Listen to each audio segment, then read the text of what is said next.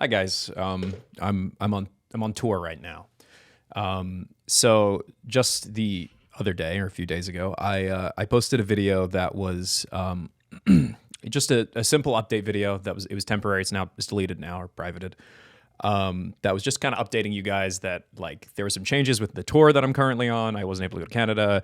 Some bad stuff had been happening. Anyway, the reason I'm making this video, obviously by the title, is that a lot of people who saw that video, they seemed to think that I was like about to do a whole speech about quitting YouTube, because obviously we've seen a lot of people in like the past 2 weeks or so just posting about how they are wrapping up and just kind of dialing back the level of like producing and creating content that they have in the past, decade or so.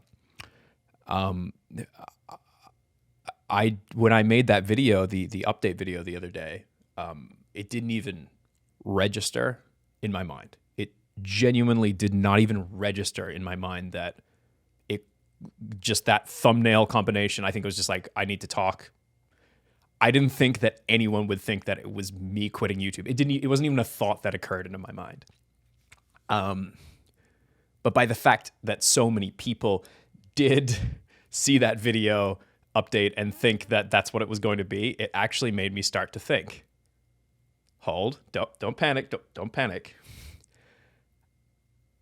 I have been creating content online for 20 years.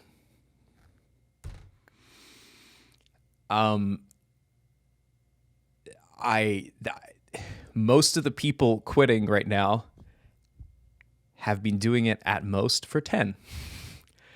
I've been doing it double that. Let me explain.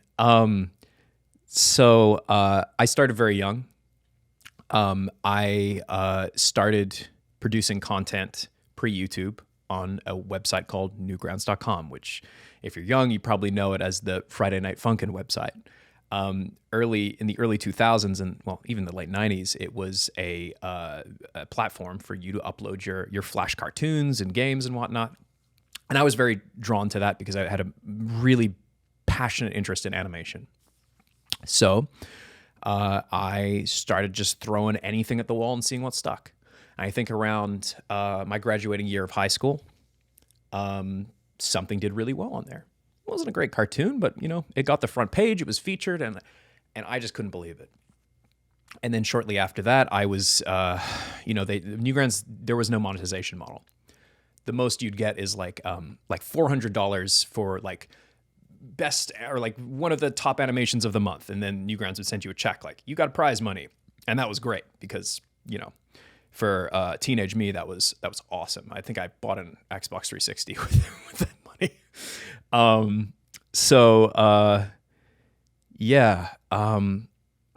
Anyway, then YouTube comes along. Suddenly you start seeing all these creators posting their Newgrounds content on YouTube, because initially it was just people stealing the content and putting it on YouTube. If you didn't do it, someone else would. So we all started to do that. And then along comes the monetization model, the partner program, and suddenly all these people that I know start making really good money. And I couldn't believe it. I was like, I have to get on this.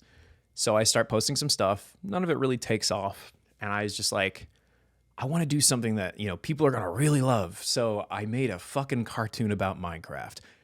By the way, Minecraft YouTube hadn't really started yet. This was a cartoon called Derpcraft, which I mentioned in a prior video. Most people who, when they see it, they're like, oh my God, you made that video. Yes, I did. Yeah.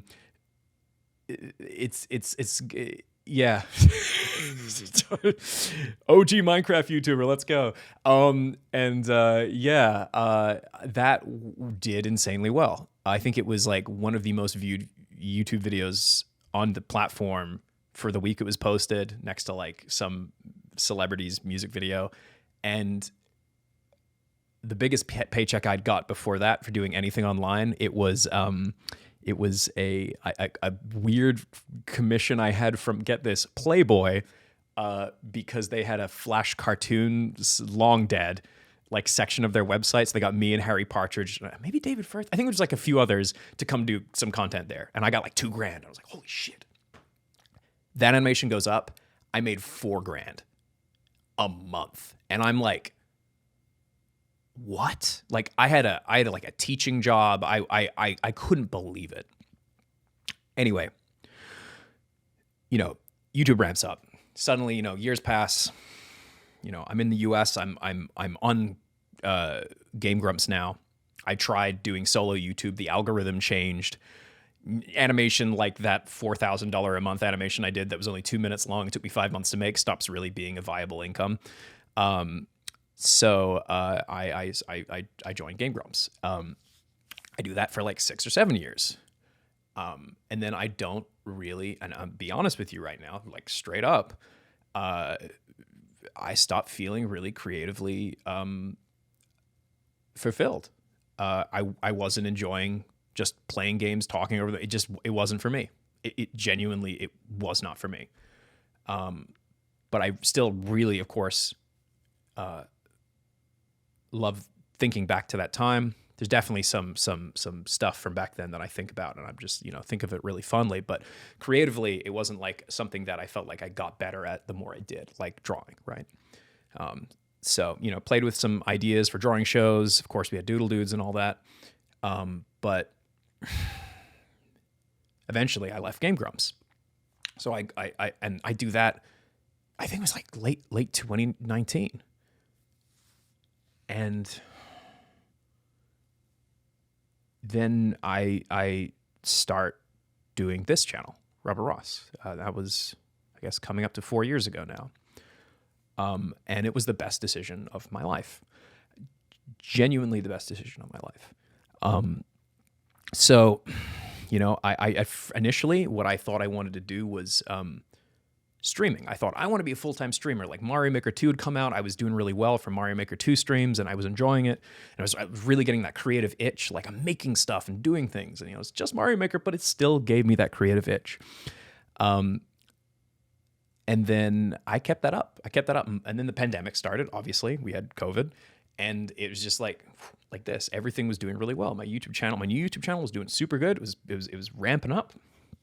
And I was having a really good time.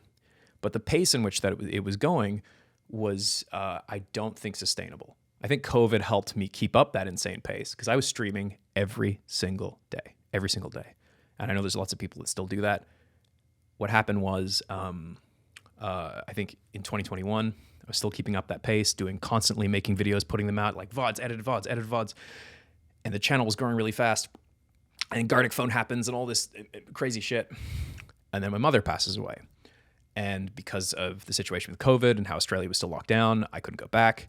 And I was emotionally distraught. So I stopped streaming full time. I couldn't even look at a camera. I didn't even want to be on camera.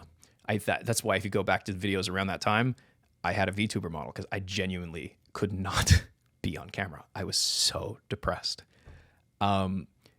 Because I mean, downer topic, yippee. But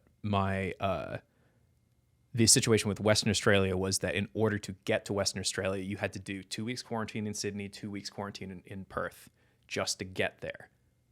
A month in quarantine out of your own pocket, already expensive flights, and I didn't make it to see my mother passing, and it was very painful. So around that time, I couldn't keep up with that pace anymore, so I stopped.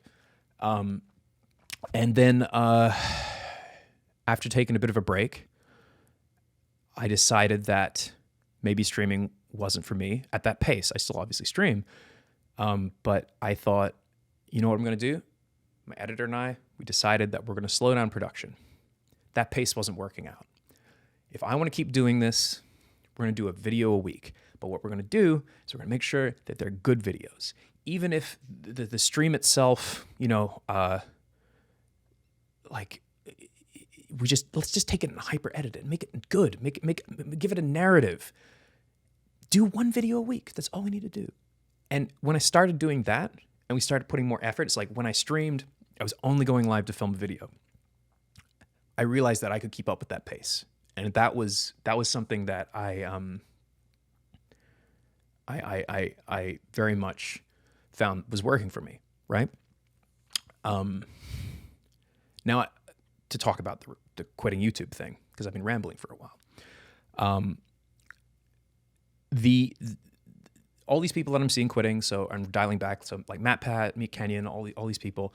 I do think that there is one core element that comes along with a lot of these things, be it the incredible stress that goes with maintaining that kind of pace, or the fact that you've upscaled to a level that requires a lot of attention. And if you are the forward-facing personality, the face of a said channel, what comes with that is likely a lot of responsibility, a lot of people relying on you. I have a full-time editor, a part-time editor that I sometimes go to for extra videos, and I have my assistant.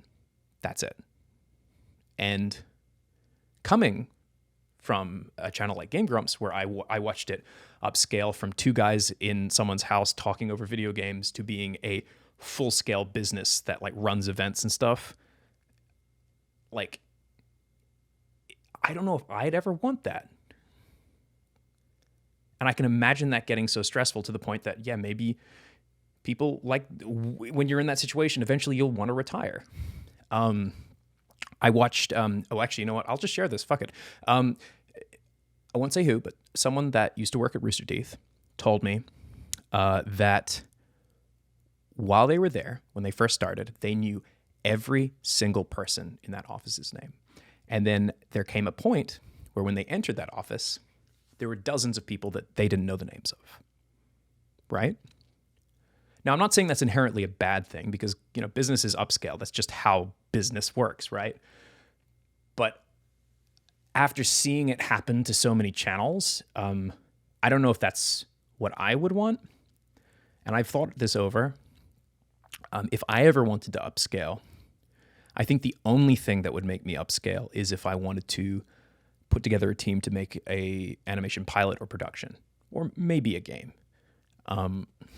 I've had big ideas, but I will say that I still do think of what I'm doing now. End game would be to fund an animation production and put it on this channel. That would be my dream. Genuinely. I've had like one sitting on the shelf for, trust me, a while now. Like a 30-minute animatic. It's beautiful. No one's ever seen it. And it kills me that no one's ever seen it. And I would love to get to that point. But upscaling the YouTube channel, I think that is what we're seeing a lot of these creators get burnout from, because they're moving at a fast pace, realizing that they've been running for so long in that treadmill that you tire out. I don't know if I could do that. At least right now, I don't think I could. Maybe I'll look back on this later and be like, ha, idiot. Yeah. But yeah, anyway, I think that with it comes a lot of responsibility running a bigger channel, and that likely gets tiring. Yeah. 20 years.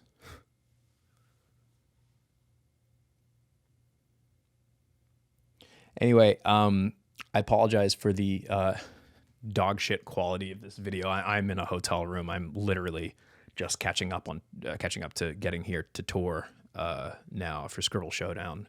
I'm going to be meeting up with Jade and James, Domix and Aaron tomorrow. But yeah, I just really wanted to talk about this. I don't think I'll be quitting anytime soon. I'm a creative. And I always will want to create. If I, don't feel creatively fulfilled, I'll just change how I'm being creative. I'll probably still be publishing it here. So to those of you that watched that update video and were scared that I was quitting, you have nothing to worry about. I'm here for you. Come here, baby boy. Come here.